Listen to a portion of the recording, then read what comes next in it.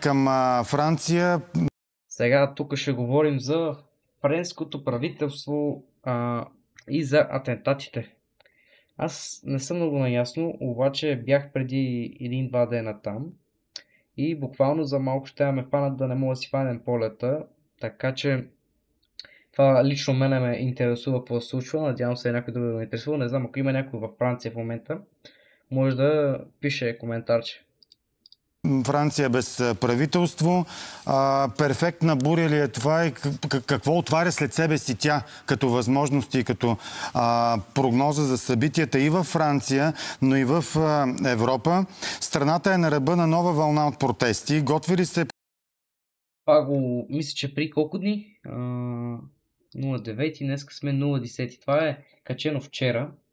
Само, че качено е вчера, днеска вече си има, нали, атентата. Не атентата, ми протест си има вече днеска.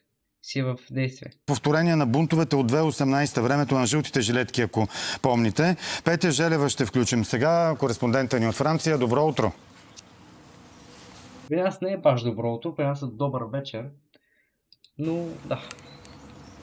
Добро утро, Вики. Ти спомена перфектна буря. Не знам дали бихме могли да я наречем така, но може би очаквана буря, защото говорим за един исторически вот на доверие, който беше загубен от правителството на Франсуа Байру, само че той като че ли беше подготвен през последните месеци или поне така смятат специалистите тук, защото когато сам поискаш вот на доверие, знаейки, че ще го загубиш. Знаете ли какво забелязах като бях във Франция? Че има супер много велосипед, хора, които се движат с колела. В смисъл, там също има много трафик, не ме разберете погрешно, но има супер много колелета и самите колелета имат светофари.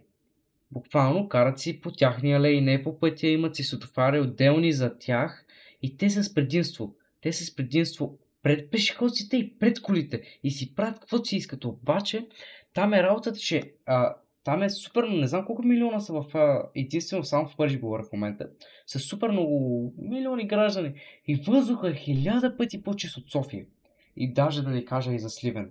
В смисъл много по-чист е, не знам, но и колите не са някакви стари, а са електрически. В смисъл повечето са електрически, ако не са, нали, поне 4-та или 5-та еконорма. Това означава, че самия премиер, може би месеци по-рано, е планирал ситуацията, до която се стигна вчера, защото да поискаш вот на доверие в един много напрегнат момент си е буквално политика. Знаете ли, сградите тук много ми вайбват на Германия или на Англия, нещо такова. Самоубийство, така че за това говорим, че може би резултатът е и съвсем очакван. Снощи Националното събрание отхвърли декларацията за общата политика на Байру. 364 депутати гласуваха против, едва 194 за в парламент с 577 места. Така Байру стана първият френски премиер в Петата република, който си тръгва от поста след вот на доверие, поискан от самия него. Резултатът е исторически не само за него, но и за президента Макрон, защото нека ви припомня, че през последната година тук се смениха 3 премиери. Значи не само в България е зле работата, тук си е още по-зле да ви кажа. Тук постоянно се има бахти атентатите, човек. Много е зле.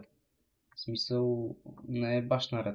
Френски градове, между другото, нека кажем, че снощи стотици хиляди хора излязоха по улиците, за да отпразнуват оттеглянето на Байру. С две думи как се стигна до тук.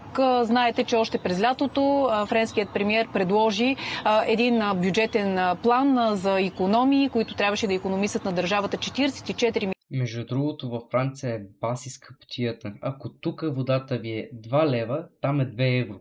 Милиарда евро, само че в него имаше доста спорни точки, като например отнемането на 2 национални празника, както и много социални придобивки, замразяване на някои зелени политики. Това много разгневи французите и вместо този план да обедини разединения френски парламент, той настрои опозицията срещу премиера и неговото правителство, така че за това се получи и този катастрофален резултат при вота.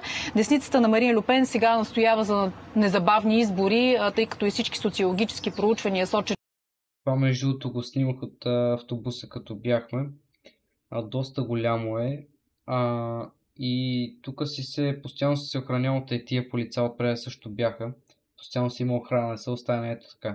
Че нейната партия ще излезе начело, така че за тях това е най-изгодният вариант, само че не се очаква президента Макрон да свика предсрочни избори. Левицата пък от своя страна настоява за премиер от тяхната политическа група. Какво ще се случи, не знаем. Едно е сигурно, всички вярват, че препани камъка в момента във френската държава е именно президента Емануел Макрон и опозицията желае той. И както разбрахте, не успяха да спасят положението, тъй като днеска имаше протест и си имаше бахти улицата. Да се оттегли от поста. Това обаче едва ли ще се случи преди пролетта на 2027, когато са следващите президентски избори, но нека кажем, че в момента популярността на Макрон в страната е изключително ниска. Едва 15% от хората тук одобряват неговото оставане и неговата политика. Нека обаче сега в следващата минутка да видим и реакции след вчерашното гласуване вчера в Франция.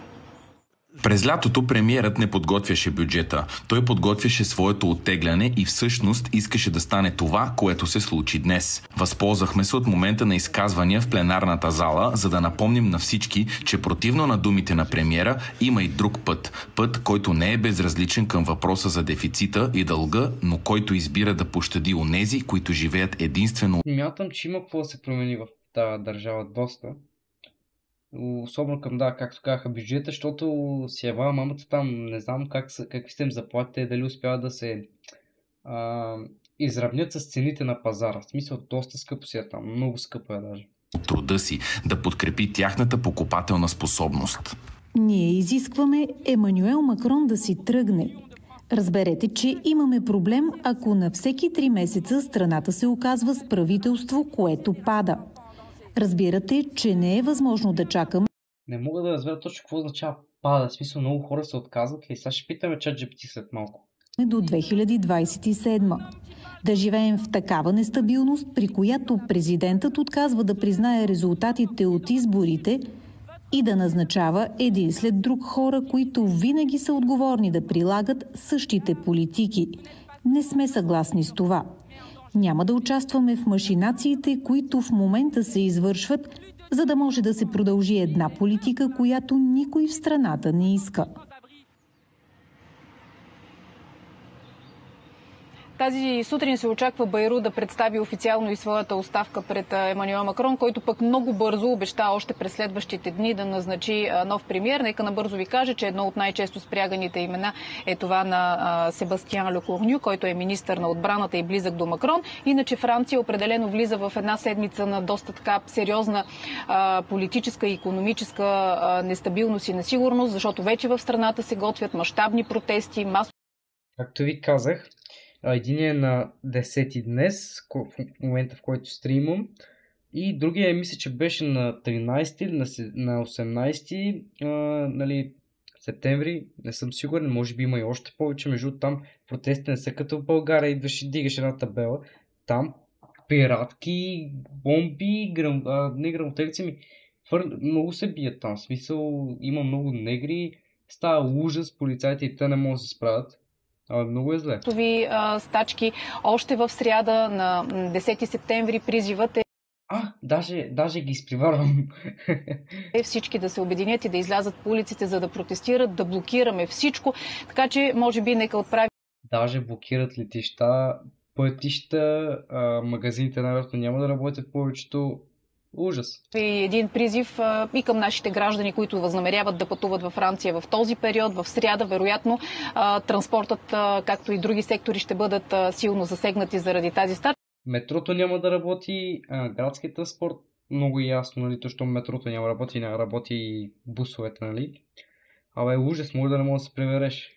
Не знам дали още сега можем да правим сравнение с жълтите жилетки, но определено общественото недоволство в страната е високо, защото 10 септември блокира и всичко вероятно ще се пренесе и на 18 септември и така ще видим докъде ще продължи тази криза, поне със сигурност до избиране на следващия премиер, а за сега Кажи на майка